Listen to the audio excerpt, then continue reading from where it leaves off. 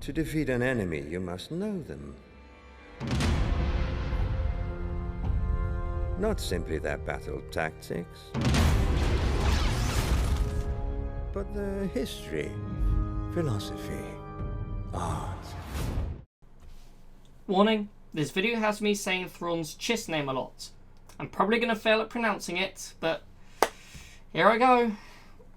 Wish me luck.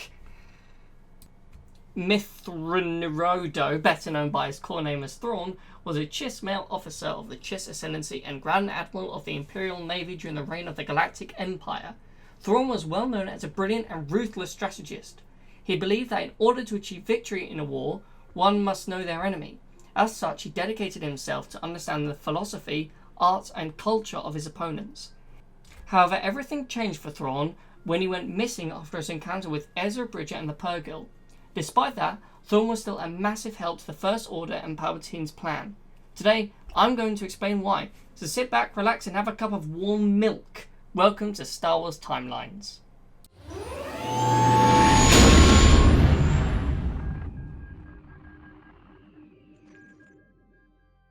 Thrawn was born on the planet Casilla in the Unknown Regions, a dangerous and uncharted region of the galaxy. During this time, he rose through the ranks to become a well-respected member of the Chiss Ascendancy. In the years of the Clone Wars, he had an encounter with Anakin Skywalker and Padme Amidala after aiding the two on a mission. This was Thrawn's first encounter with the Republic, which goes to show how secluded it is in the Unknown Regions to the core galaxy. Thrawn continued his exploration of the Outer Rim until sometime after the rise of the Galactic Empire, he discovered a colony of 3 Neimoidians. The colonists warned him of the tyranny of the Empire, pleading with Thrawn to bring the full force of the Chiss Ascendancy against the Empire on Coruscant. Furthermore, they promised to help with the attack if it meant the revival of the Galactic Republic. Thrawn refused their offer, but returned to the Chiss intrigued. After his encounter with the Neimoidians, Thrawn returned to the Chiss Ascendancy, seeking counsel. Growing increasingly worried about the threat in the Unknown Regions, the Ascendancy ruled that the time had come to judge whether or not the Empire would be a suitable ally. Thrawn was given a mission. He would infiltrate the Empire in order to make them an ally, or to weaken them as easy prey for the threat to attack instead of the Ascendancy. In time, Thrawn would not only infiltrate the Empire, but become one of their greatest assets. Thrawn eventually got to have a face-to-face meeting with Sidious. With the help of Eli Vanto, he learned more about the language, Galactic Basic, and was able to communicate with Sidious and other Imperials. Sidious and Thrawn agreed that Thrawn would provide information on the Unknown Regions in return for Thrawn accepting a role in the Navy. Thrawn rose through the ranks until he eventually became Grand Admiral after his victory on Baton. Thrawn was then directed to Lothal, where he began overseeing operations against the rebels known as Phoenix Squadron, a cell who had been causing major issues in that area.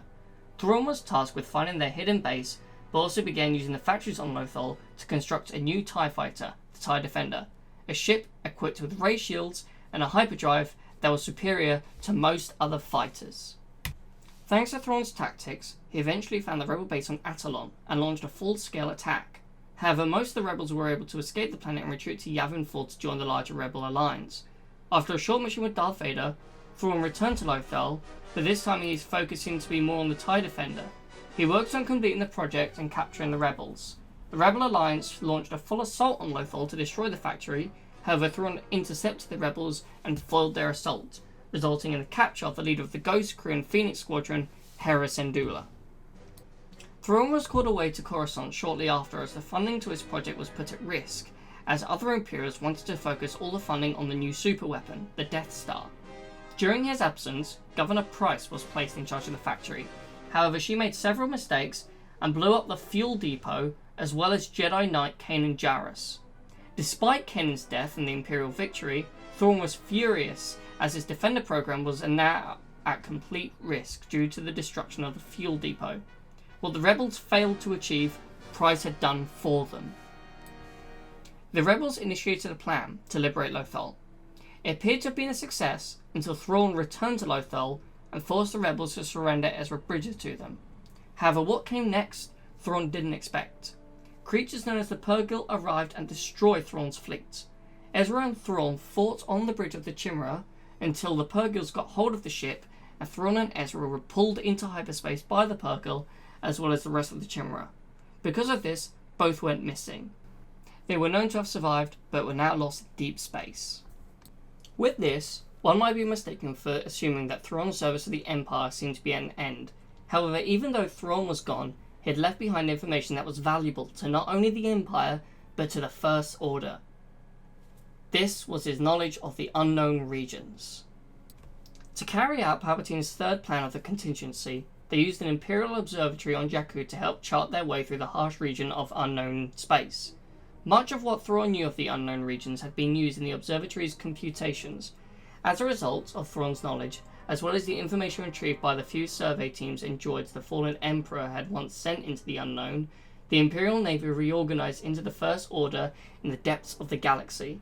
This was part of Palpatine's contingency, a plan to ensure that the Galactic Empire would not outlive him. However, that was co-opted by surviving Imperials to ensure that the Empire did continue after the Emperor's death, and they used Thrawn's knowledge to do this. In Legends, everything played out a lot differently. The Grand Admiral remained in the unknown regions around the time of the Battle of Endor, which saw the death of Palpatine and the subsequent breakdown of the Empire under rival warlords. He returned in 8 ABY to take control of the remaining Imperial forces and crush the New Republic, the successor state to the Alliance. Although the Grand Admiral was able to deal with the New Republic's several mighty blows in a massive campaign the following year, his unexpected death prevented him from destroying the fledgling government. Thrawn perished in the Battle of Burgundy at the hand of Rook, his bodyguard, who had recently learned that the Empire had betrayed his people. Even though his death led to the further fragmentation of the Empire, Thrawn left behind several clones of himself and an empire still unknown to the New Republic in preparation for yet unknown threats to the galaxy. The Empire's decline continued over the next 10 years until 19 ABY, the now Supreme Commander, Gilead Palion, decided the time had come for a peace treaty with the New Republic. Palion's plan met with opposition from many within the Council of Moffs, though all but one eventually accepted the need for peace. Only Moff Vilm Diskra actively opposed peace, forming a triumvirate with a con artist called Film and a clone of Major Grodin, Trius, in a bid to prevent it. Disra would provide the political brains behind the scheme, and Tius, with his knowledge of Thrawn's own tactics, would oversee the military aspects. However, it was Film who would serve as the focal point for the plot by impersonating Thrawn himself. Thrawn's apparent return undermined Palion's position as Supreme Commander, and Imperial forces soon began to rally around the Grand Admiral. Meanwhile, the Triumvirate began a campaign to destabilize the New Republic by exploiting the crisis caused by the recent discovery of Kamas document in the rubble of Mount Tantis. Rumours of the return of Thrawn reached the Empire of the Hand and prompted the Syndic Mithrandu Training Academy on the planet Rigar in the Rayta Nebula to accelerate the training of their cadets in preparation for the service with the Grand Admiral. Meanwhile, the single clone of Thrawn was being grown at the Hand of Thrawn complex and had remained undisturbed for almost 10 years. At the time of the Kamas document crisis, Luke Skywalker and Mara Jade discovered the hidden clone of Thrawn was approaching maturation. Although they considered destroying the clone before it could become a threat, as the original Thrawn had, they ultimately refrained and felt that the clone should not be punished for the actions of his progenitor. However, the clone was killed during a flooding of the hidden chamber where it was located, thus preventing Thrawn's rebirth. After his death, Thrawn will be remembered as the genius tactician, strategist, and imperial leader who nearly brought down the New Republic. Thrawn was viewed as a hero by some members of the Empire of the Hand, including one of Baron Fel's sons, the Chiss-raised Jagdfel. However, most of his own people still intensely disliked him. During a battle between the Chiss and pirates, Lieutenant Jagdfel used Thrawn's tactic as an inspiration as he and the other surviving Chiss cadets defeated the pirates. Fel would go on to become the Galactic Emperor of a revived empire. This is all we have for today's episode. What do you guys think happened to Thrawn in canon after he was defeated by the Rebels? There have been some rumours of a sequel to Rebels focused around Ahsoka and Sabine looking for Ezra. If these rumours are true, there is a high chance we will finally find out what happened to Thrawn.